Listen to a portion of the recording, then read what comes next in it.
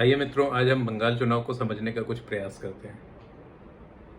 ये वार्ता प्रारंभ करने से पहले मैं एक चीज़ स्पष्ट कर दूं कि मैं कोई डेटा एनालिस्ट नहीं हूं, ना किसी राजनीतिक दल के विषय में बताने की सामर्थ्य रखता हूं। मैं कोई ग्राउंड रिपोर्टिंग नहीं करता हूं। अगर आप पिछले कुछ समय से उत्तर प्रदेश का चुनाव देखें, बिहार का चुनाव देखें, तो एक चीज़ मैंने जो ध्यान देने योग्य मुझे लगी, जो शायद आपने भी देखी हो, वो ये है कि अक्सर चुनावी नतीजे जो हैं वो चुनावी विश्लेषकों के जो अनुमान हैं उनसे विपरीत आ रहे हैं।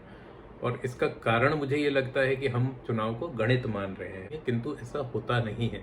और उसका कारण ये है कि भारतीय परिप्रेक्ष्य में चुनावी गणित या राजनीतिक गणित जो है, ये टर्म अपने आप में अतार्किक भी है और ये भारतीय राजनीति के लिए ठीक भी नहीं है, क्योंकि हम इसमें बहुत सारी चीज़ों को भूल जाते हैं, बहुत सारी चीज़ों को समझ नहीं पाते। और हम जैसे दो राजनीतिक दल यदि मिलकर चुनाव लड़ते हैं तो हम दोनों के वोट शेयर को जोड़ देते हैं और हम कहते हैं कि इसको 10 सीट मिली थी पिछली बार, इसको 10 सीट मिली थी, तो दोनों साथ में काम करेंगे तो 100 सीट मिलेगी। जबकि होता ये है कि कई बार जो 10-10 सीटें लेने वाली दो दल अगर साथ में आते हैं और उनकी विचारधाराएं इस दिशा में जाती हैं जो कि आम जनता के सरोकार को एड्रेस करती हैं, उनको उनका उत्तर देती हैं, तो वो 10 और 10 जुड़ के वो 20 नहीं होता है, वो 10 और 10 जोड़ के वो 200 बनता है। और उसी प्रकार यदि उनकी दोनों की विचारधाराएं एक दूसरे को काटती हैं और किसी इस तरह का समीकरण वो बनाती हैं राजनीतिक पार्टियां, जो कि आम जनता के सरोकार को किसी भी प्रकार से एड्रेस नहीं करती हैं, तो वो 10 और 10 जुड़ के वो 20 भी नहीं होता है, वो 15 भी नहीं होता है, वो 10 और 10 जुड़ के 2 बन जाता है। तो ये एक जो राजनीतिक गणित है उससे इतर होकर मैं एक बंगाल चुनाव को समझने का प्रयास करूंगा। बंगाल चुनाव में विशेषकर ये समस्या क्यों उत्पन्न होती है? ये समस्या इसलिए उत्पन्न होती है क्योंकि जब हमारे जो बुद्धिजीवी हैं, जब वो समझने का प्रयास करते हैं, तो वो सबसे पहले क्या करते हैं कि वो इतिहास को वाइप आउट कर देते हैं, वाइट वॉश कर देते हैं, उसको मिटा देते हैं, क्योंकि वो कहीं ना कहीं उनके जो वैचारिक खांचे में बैठता नहीं है। जबकि मेरा मानना यह है कि किसी भी राज्य या किसी भी देश का जो भविष्य है वो उसके अतीत से जन्म लेता है, उसकी जड़ें वहाँ से प्रारंभ होती हैं। किंतु बंगाल के विषय में जब हम बात करते हैं तो उस अतीत को भुला दिया जाता है और ये माना जाता है। और इसके पीछे एक और बड़ी बात ये होती है कि इस पर जो पत्रकार हैं और बुद्धिजीवी हैं वो बात नहीं करते, इस पर राजनेता भी बात नहीं करते, क्योंकि उनकी जो राजनीतिक बिसात जो बैठी है वो इस प्रिमाइस पर और इस भूमिका पर ही बैठी होती है कि जो पब्लिक मेमोरी है, जो आम जनता की जो स्मृति है, वो बहुत ही क्षणिक होती है।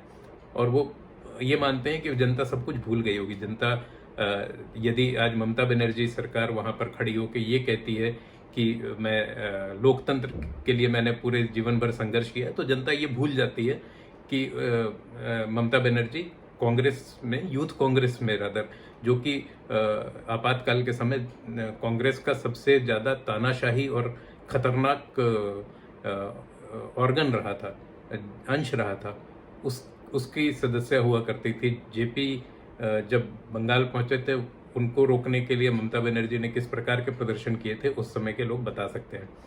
अब तो ये ऐसा माना जाता है कि जनता सब कुछ भूल चुकी है, क्योंकि पब्लिक मेमोरी इज शॉर्ट, तो इसलिए हम अतीत में नहीं जाते और हम उनको उन हिस्सों को ढका रहने देने का प्रयास करते हैं। सारी चीज़ें हम भूल जाते हैं, हमें लगता है, और अचानक से वामपंथी आके खड़े हो जाते हैं। बंगाल की तो स्थिति बड़ी विचित्र है कि बंगाल ऐसा राज्य बन गया है चुनाव में, जहाँ मज़ेदार चीज़ ये है कि वहाँ पे जो कम्युनिस्ट हैं, जो हर जगह पूंजीवाद और इंडस्ट्रियलाइजेशन का विरोध करते हैं, उद्योगीकरण का विरोध करते हैं, वो बंगाल में कह रहे हैं कि हम उद्योग लाएंगे और हम आपको नौकरियां देंगे। ऐसा माना जाता है कि जनता सब कुछ भूल जाएगी। और अगर टीएमसी के धर्मनिरपेक्ष या सेकुलरिज्म के क्रेडेंशियल्स पे हम जाएं, तो ये भी बात सत्य है कि टीएमसी तो वो भाजपा के साथ उन्होंने काम किया है, भाजपा के साथ रही है, भाजपा के साथ सरकार में रही है, किंतु आज वो ऐसे करती हैं जैसे भाजपा कोई अछूत विचारधारा है।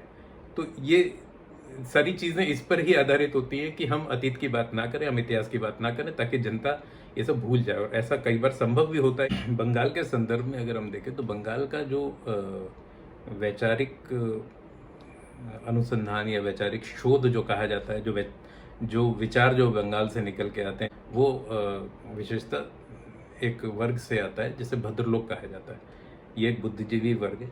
इसका प्रारंभ जो हुआ था वो ब्रिटिश राज के प्रारंभ में हुआ। जैसे ब्रिटिशर्स ने वहाँ पे जड़ें अपनी जमाई बंगाल में, तो एब्सेंटी लैंडलॉर्ड्स, जमींदार थे जो अपने गांवों को छोड़कर उन्हें बटाई पे गरीब किसानों को खेती पे लगाकर वो कलकत्ता जाकर बस गए थे, जो पावर सेंटर हो गया था। और वो डिस्ट्रीब्यूटेड पावर सेंटर नहीं था, क्योंकि पंचायती व्यवस्था की कोई परिकल्पना ब्रिटिश राज में थी नहीं। तो जो पावर सेंटर था कलकत्ता, वहाँ जाकर वो सब सेटल हो गए थे। And that is the society which came to be known as bhadralok. उसी के जो शब्द थे, ऐसा माना जाता था कि जब वो कहते हैं तो बंगाल कहता है, किंतु ये सत्य नहीं था। और इस नैरेटिव को सबसे पहले कॉल आउट किया था गुरुदेव रविन्द्रनाथ टैगोर ने।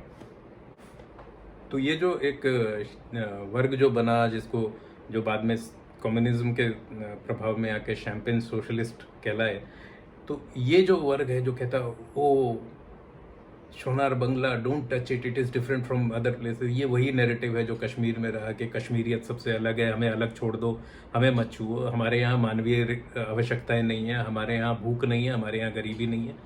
तो ये एक नैरेटिव जो था, इसको गुरुदेव कॉल आउट करते हैं। गुरुदेव की एक बहुत मशहूर स्पीच है, बहुत ही उम्दा भाषण है उनका एक, जो उन्होंने अप्रैल 1903 में दिया था। ये जो भाषण है गुरुदेव का, ये इसलिए भी अधिक महत्वपूर्ण हो जाता है क्योंकि बीच में हमने कई चीज़ों में देखा, कई मामलों में देखा, मसलन लॉकडाउन लगा हो तो माइग्रेंट क्राइसिस जो कि एक समस्या थी उस वक्त भी, तो ममता बनर्जी, अरविंद केजरीवाल, ये जो पूरा जो समूह है, इन्होंने काफ़ी हद तक उत्तेजना फैलाने का प्रयास किया था।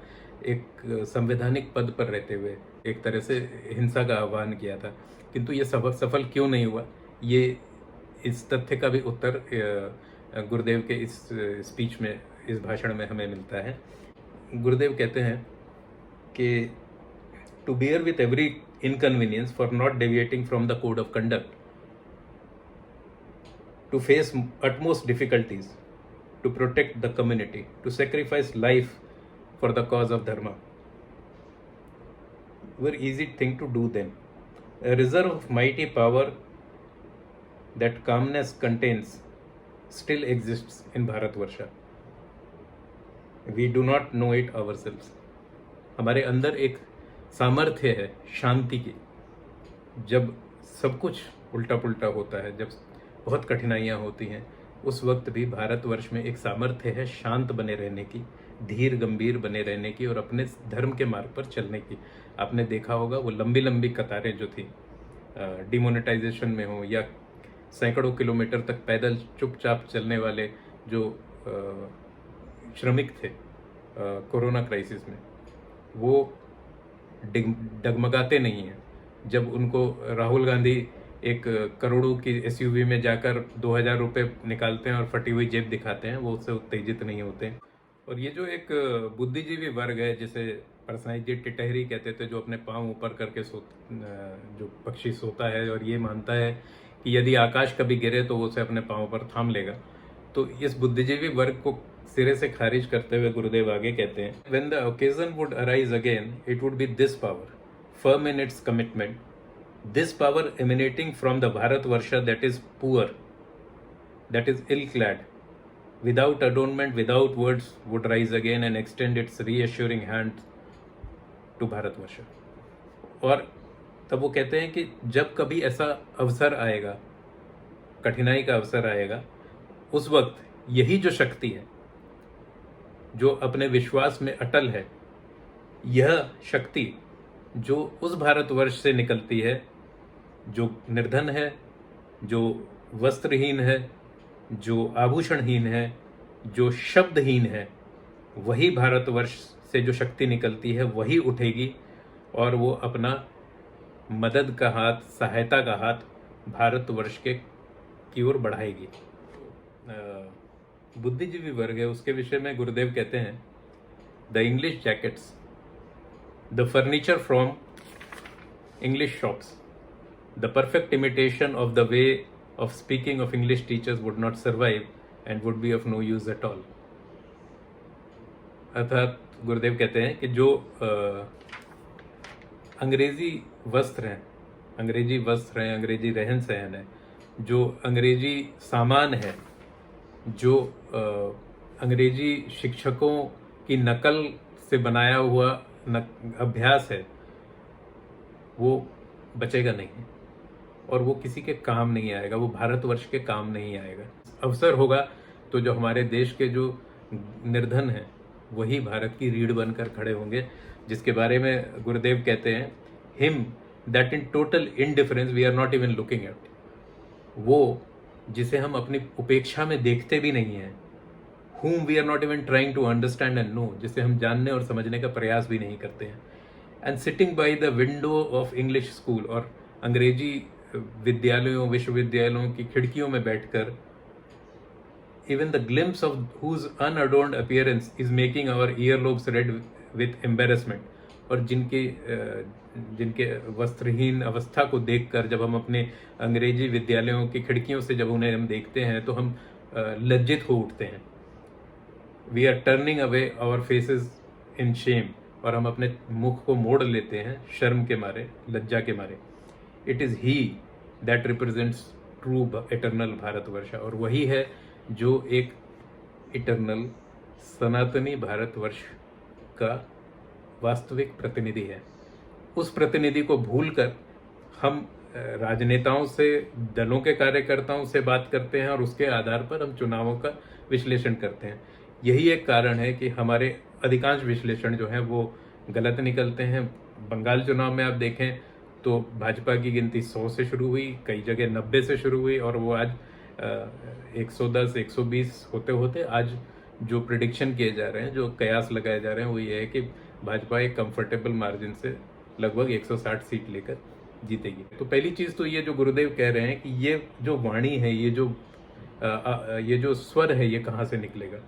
तो ये स्वर जो है, ये एक बहुत बड़ा तथ्य है कि ये स्वर जो है, ये जो निर्धन भारतीय हैं, निर्धन बंगाल के निवासी हैं, जो जिन्हें शासन द्वारा दी गई सुविधाओं के लिए पैसे देकर, अपने प्रतिनिधियों को, जनप्रतिनिधियों को पैसे देकर वो सुविधाएं प्राप्त करनी होती थी, उनके स्वर से ये चुनाव का परिणाम निकलेगा। ये परिणाम जो बुद्धिजीवी वर्ग है, कॉफ़ी हाउस में बैठकर जो विचार विमर्श करते हैं, उनसे नहीं निकलेगा। और जो ये अपने इतिहास को नकार देते हैं और कहते हैं कि बंगाल तो ऐसा कभी नहीं था, जो इस बात को नकार देते हैं कि बंगाल से जो शब्द है हिंदुत्व, यह शब्द बंगाल से सबसे पहले निकला था, इससे पहले कि सावरकर इस शब्द को कभी कह पाए। एक पुस्तक छपी थी बंगाल में 1880 में, जब कांग्रेस भी नहीं बनी थी, उस पुस्तक का शीर्षक था हिंदुत्व। तो आज जो लोग कहते हैं हिंदुत्व एक नया शब्द है बंगाल के लिए, तो ये नया शब्द नहीं है।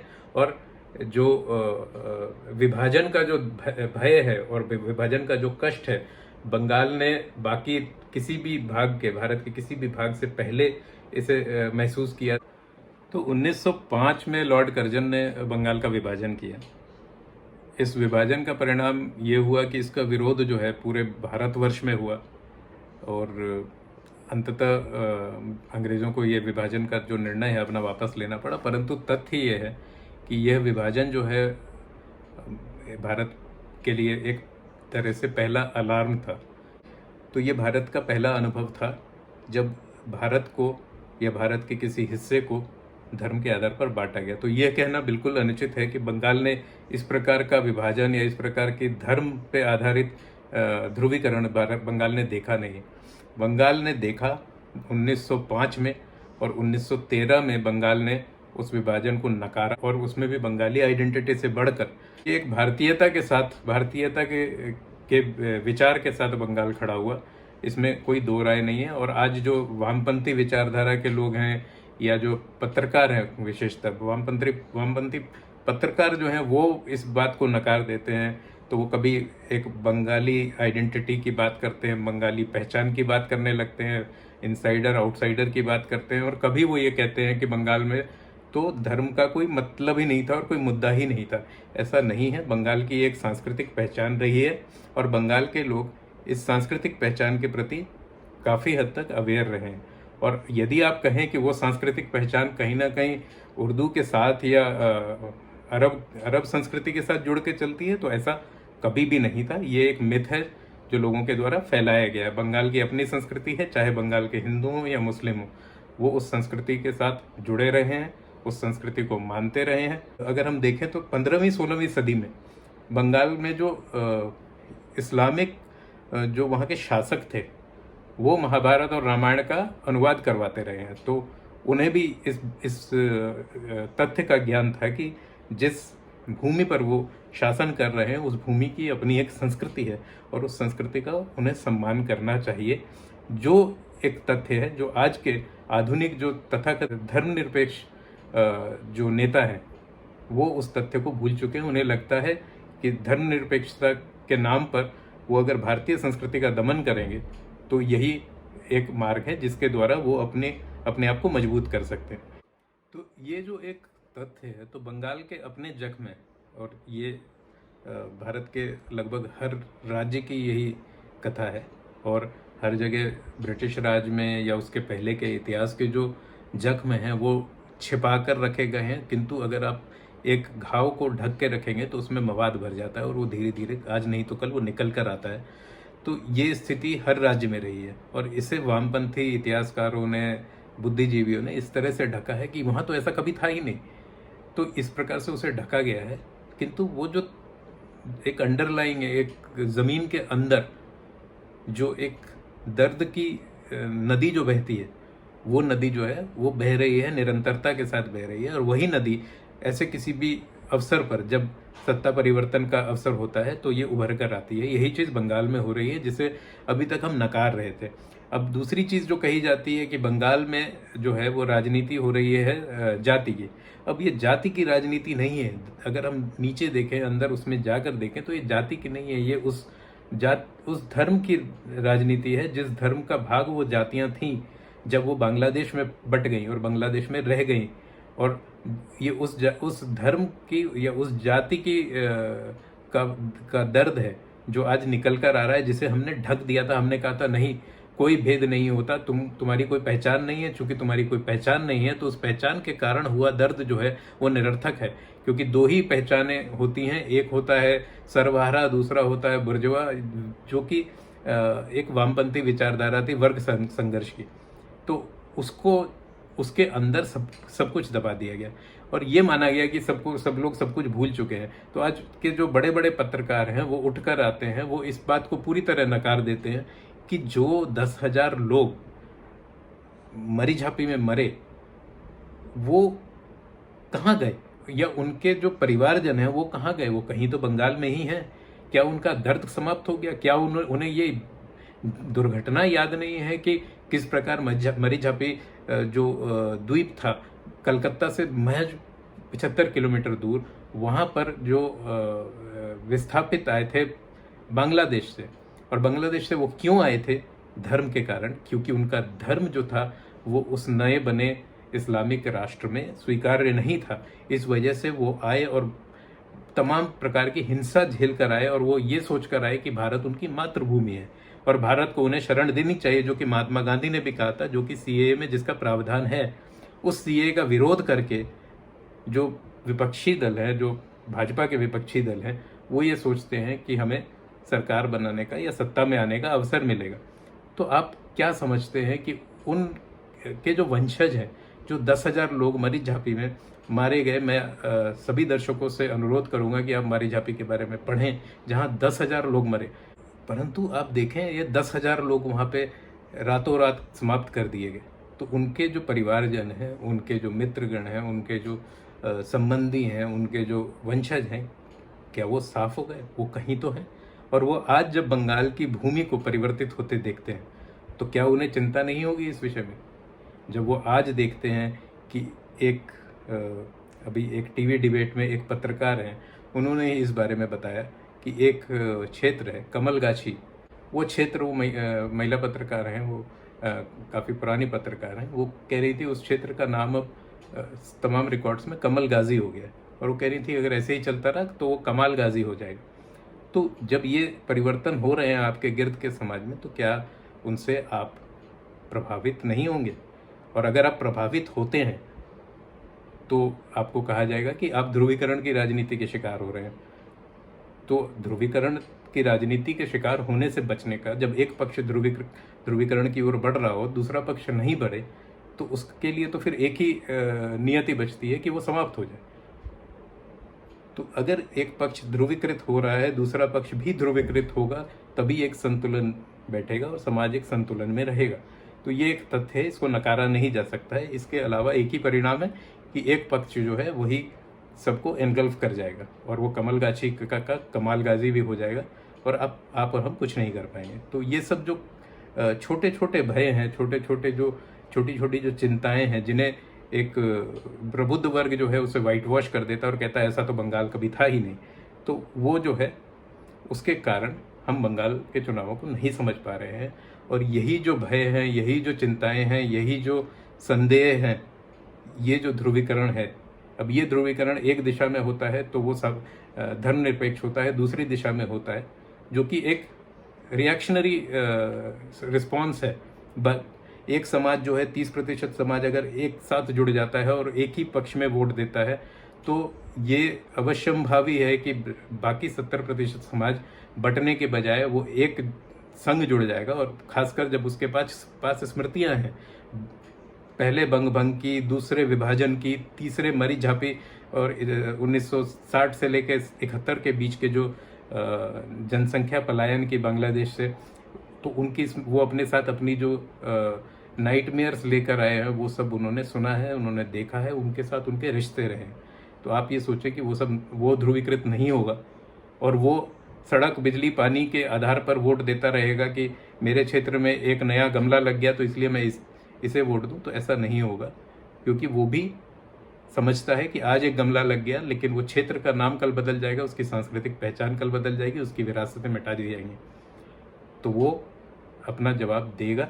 और मेरा ये मानना है इस कारण बंगाल के जो चुनाव के परिणाम हैं वो बिल्कुल अनुमान से हटकर होंगे और इसकी प्रबल संभावना है।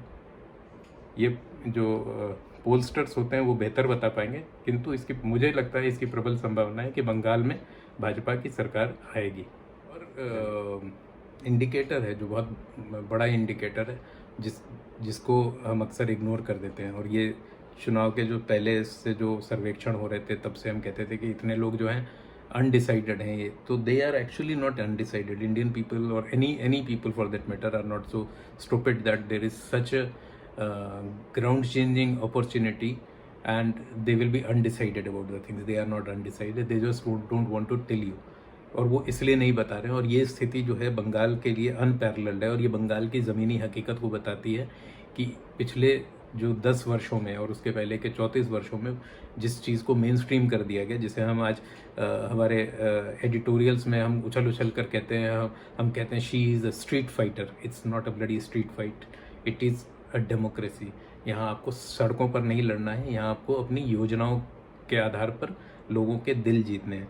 तो ये street fighting is something which जिसे सुनकर जो वृद्धावस्था में भी अल्पवयस्क विचार रखने वाले जो बुद्धिजीवी हैं वो अति उत्साहित हो जाते हैं। उन्हें यह समझना होगा कि जब पंचायत चुनाव में निर्विरोध लोग चुने जाते हैं तो कुछ ना कुछ वहाँ लोकतंत्र में गड़बड़ है, और बेहतर होता अगर उन्होंने समय रहते इसके विरुद्ध आवाज़ उठाई होती। संभवतः ममता बनर्जी की सरकार के लिए एक संभावना फिर भी बचती थी।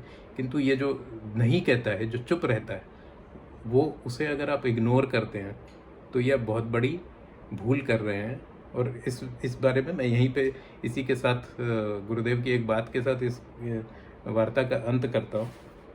तो अपने उसी भाषण में रविन्द्रनाथ टैगोर कहते हैं, let us know Bharatvarsha, let us know that Bharatvarsha that lives alone and in seclusion. हमें उस भारतवर्ष के बारे में जानना होगा जो अकेला रहता है और सबसे अलग रहता है। Let us not ignore him who is quiet, हमें उसे अनदेखा नहीं करना है जो चुप है। Let us not disbelieve him who is reticent, जो कम बोलता है उस पर अविश्वास न करें। He who disdainfully spurns the abundance of foreign luxurious good, let us not ignore him as poor. जो विदेशी लोभ को, प्रलोभनों को त्याग देता है उसे हम गरीब समझकर उपेक्षित न करें। Rather let us with folded hands sit quietly before him and silently पे our obeisance by putting the dust of his feet on our head and return back to our homes for quiet contemplation.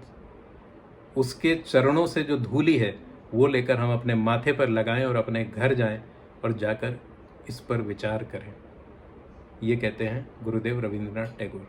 और इसी में बंगाल की राजनीति का और भारत की राजनीति का सत्य छिपा है। धन्यवाद।